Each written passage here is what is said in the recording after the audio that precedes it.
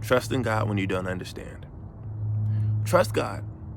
This might have been a phrase a well-meaning friend said to you when you were going through something you didn't understand. Even though they meant well, it doesn't always feel like the most helpful advice. How do you just flip a switch and decide to start trusting God? Well, think of someone in your life who you do trust. Why do you trust them? Is it because they've proven that they keep their word? Or maybe they're easy to trust because you know their motivations. You believe that they love you and want the best for you.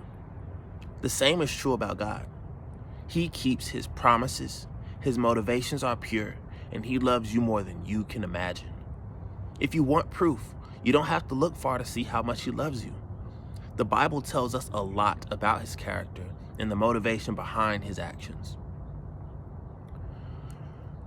Throughout the Bible, God shows us he is faithful. He blesses Abraham and Sarah with a child in their old age.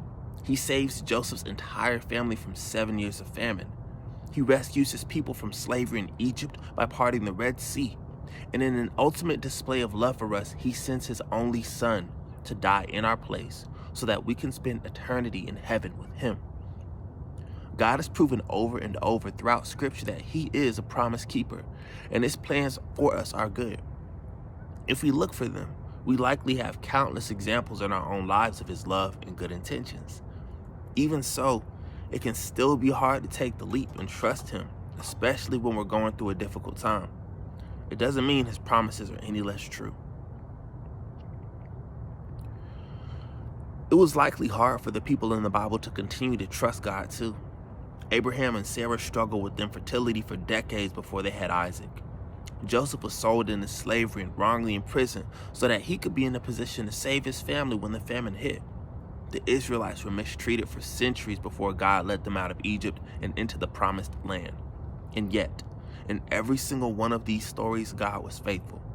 He blessed, he rescued, and he provided for his people. As we read the Bible, we have the benefit of knowing the whole story. We can zoom out and see the full picture. We can easily see how God moved in the lives of his people to work everything for their good. Unfortunately, we don't have the ability to see our full story. We only see a small piece of the big picture. When we're zoomed in and focused on our momentary struggles, it can be hard to trust God. But if we take a deep breath and zoom out to remember the times God has been faithful to us and the promises he has made to give us an abundant life and an eternity with him, we will find peace.